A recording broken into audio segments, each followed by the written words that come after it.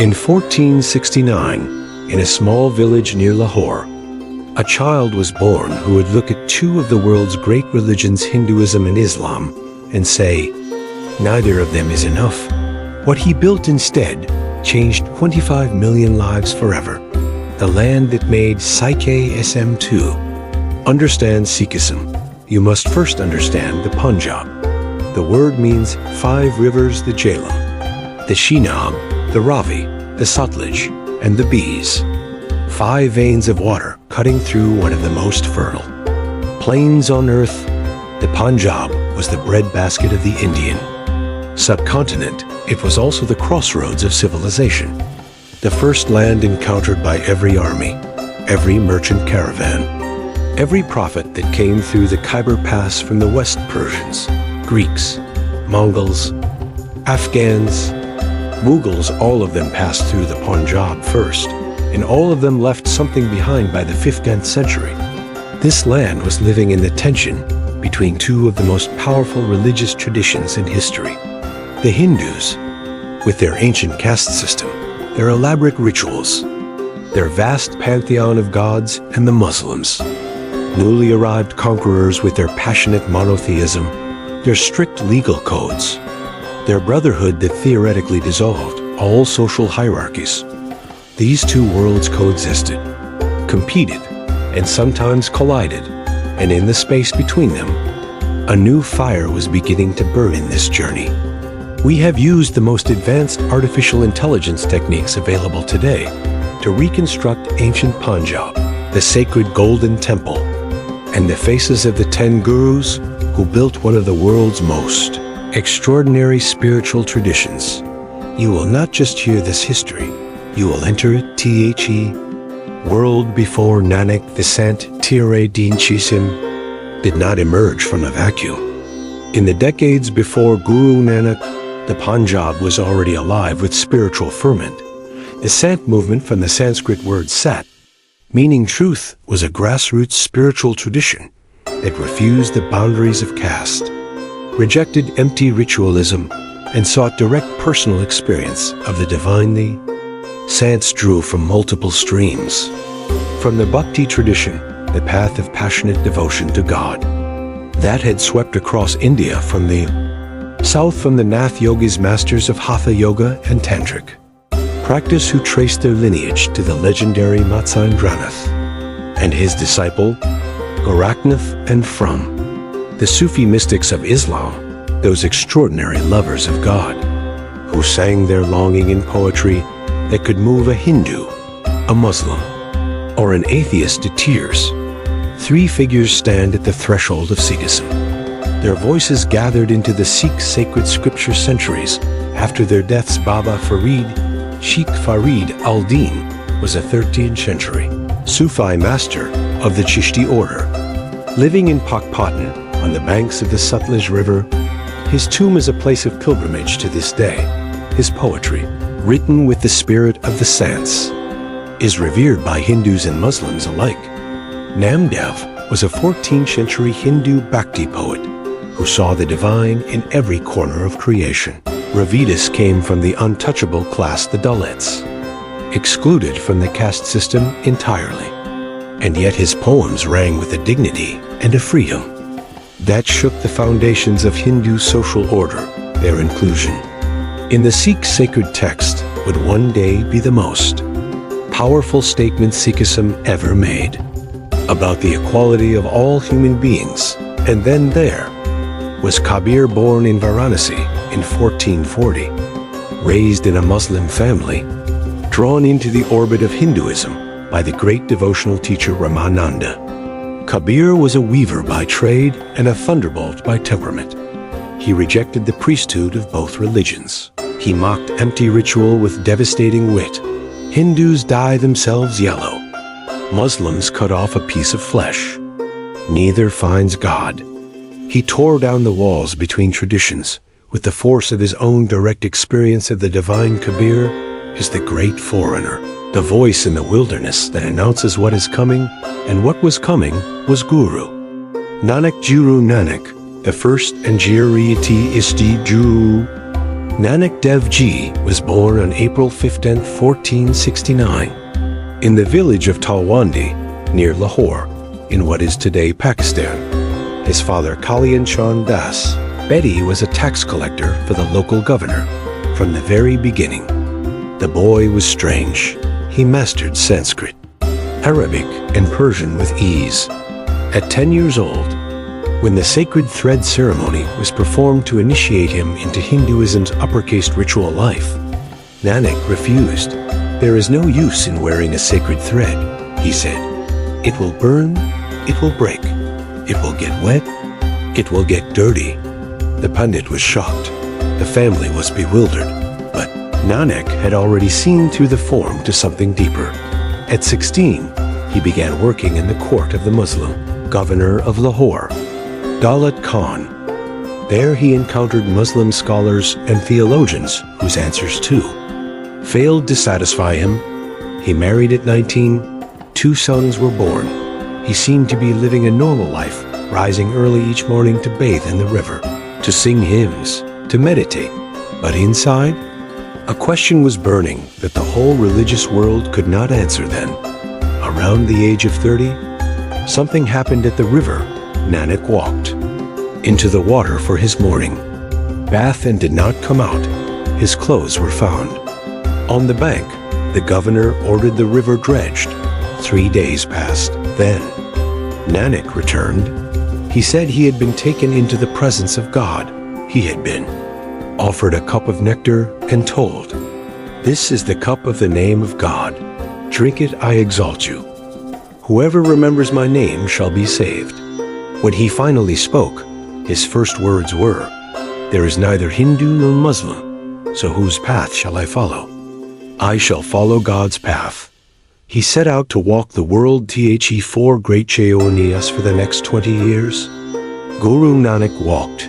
He walked east to the sacred sites of Bengal and Assam. He walked south to Sri Lanka. He walked north to Tibet. He walked west to Mecca. In Mecca, the story is told that he lay down to sleep with his feet pointed toward the Kaaba. A grave insult. A mosque official shook him awake furiously. Nanak replied, "Then turn my feet in the direction where God is not." The official grabbed his feet and turned them. But whichever way he turned them, the Kaaba turned too at Haridwar, the great Hindu pilgrimage site. He watched the priests throwing water east toward the rising sun. As offerings to their dead ancestors, Nanak began throwing water west. "Why are you doing that?" they demanded. He replied, "If your water can reach your ancestors in the next world, mine can surely reach my fields in the Punjab." In every city, at every sacred site, Nanak cut through pretense and performance to the one question that mattered. Do you actually know God? Not whether you follow the correct ritual, not which scripture you have memorized. Do you know God directly, personally, in your own heart? His answer to that question became the foundation of a new tradition teaching of Guru Nanak. Core of Nanak's teaching can be stated simply. Though its depths are inexhaustible, there is one God, only one, not the God of the Hindus or the God of the Muslims.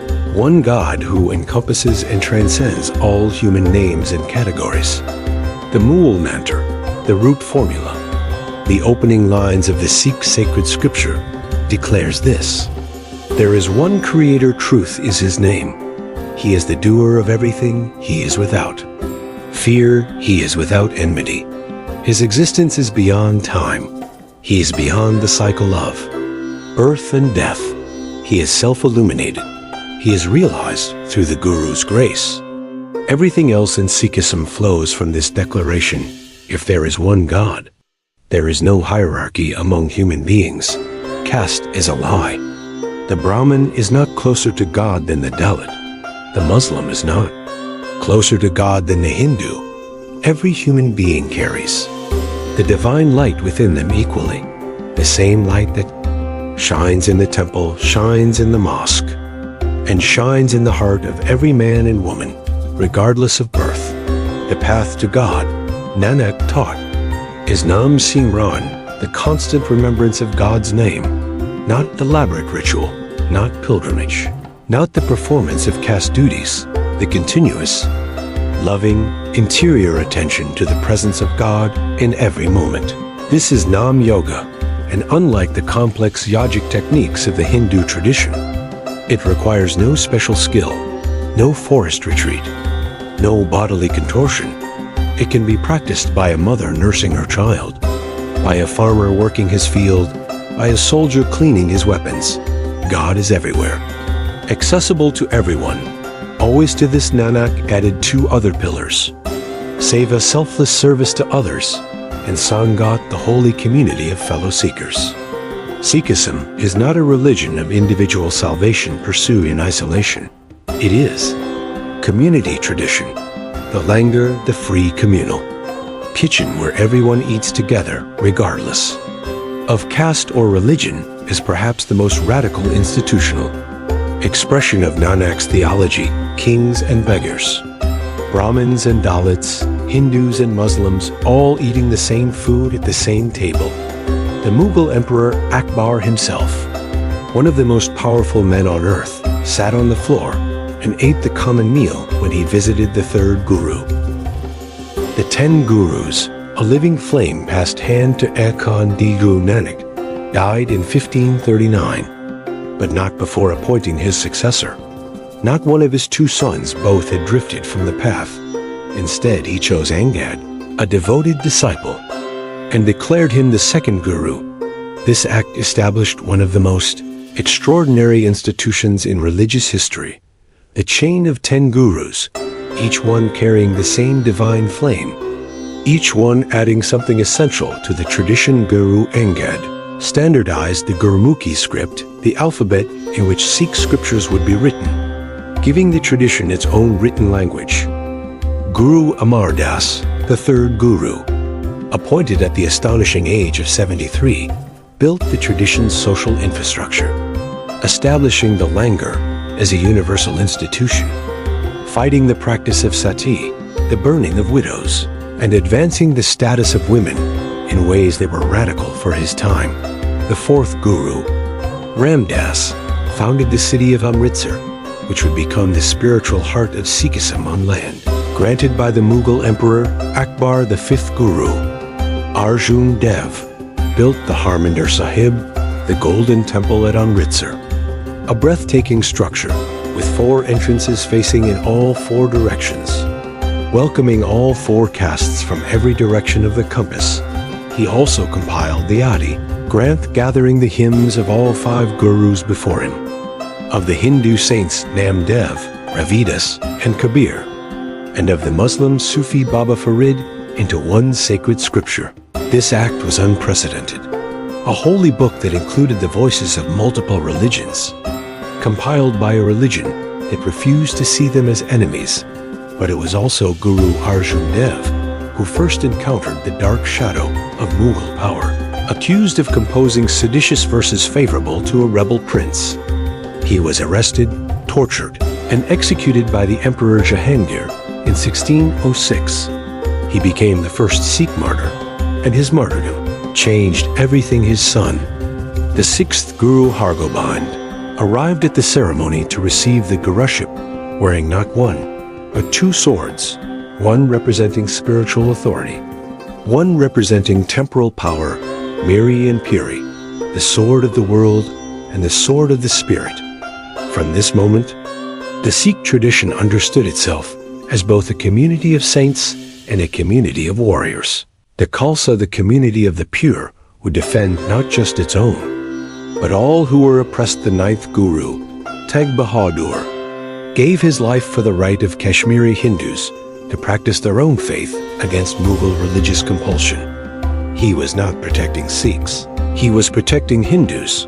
He was executed in Delhi in 1675. His son, the 10th and final Guru Gobind Singh, transformed the Sikh community forever. Guru Gobind Singh and the Khalsa in 1699. On the festival of Vaisakhi, Guru Gobind Singh called the entire Sikh community together at Kananpur. He appeared before the assembled thousands with an unsheathed sword and asked, "Who is willing to give their head for the Guru?" Silence. Then one man stepped forward. Gobind Singh took him behind a tent. The sound of a sword. The Guru emerged, the sword dripping with what appeared to be blood. He called again. Another man stepped forward, then another, then another, then a fifth then. All 5 men emerged alive.